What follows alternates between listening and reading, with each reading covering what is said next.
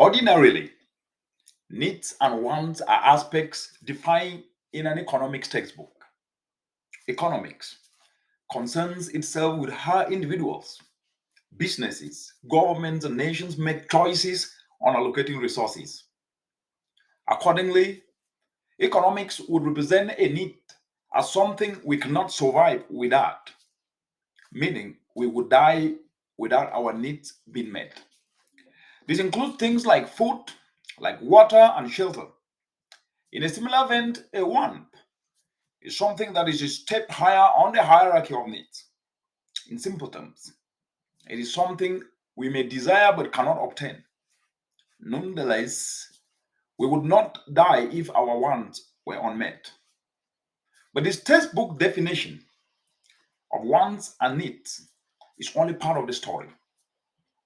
A fuller definition is best illustrated using a metaphor that averagely reflects on what every grown up man today must have experienced sometime as an adolescent. Growing up, there used to be a common phenomenon that would play out very often among boys during their early teens. A boy sees a girl they feel attracted to. The boy returns excitedly and relays to his friends about a girl they like. They consistently praise this girl to any friend they would care to listen. Meanwhile, even as the boy is weary and anxious, the girl remains oblivious to her secret admirer. Can you imagine that? And so life goes on this parallel path until the end of school, each transitioning to a different high school, without the girl even knowing that this boy was admiring her. The result is that what would have otherwise been a potential relationship never materializes. It's just oblivious and living in oblivion. Fast forward to many years later, the boy, now a man, talks to his friends about his incident and concludes, all I needed to do was talk to her, but I didn't. All I needed to do was to talk, but I didn't. The lesson here is simple.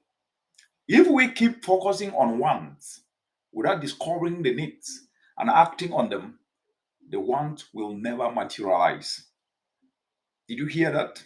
Put another way, we can never realize what we want until we discover what we need to do and do it to attain the want. This is a story of many across the entire world, including the African continent. We paint a perfect picture of our wants most of the time without caring what we need to do to attain those wants. And as a result, to most people, these wants remain elusive throughout our lives.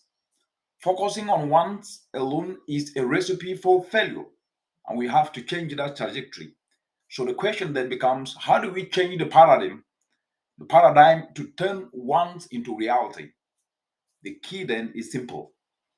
We must identify what needs to be done very clearly, act on it thoroughly, and this will then unlock the want we desire. And this calls for a paradigm shift in the following three areas. The first is we must learn to become teachable. We must learn to start listening and following advice, which is irreplaceable because without that, we cannot move forward. The need to listen and follow the advice is further heightened when the person giving it has proven to practice what they say. We are people that hardly follow advice. The few times advice is followed, it is taken half heartedly.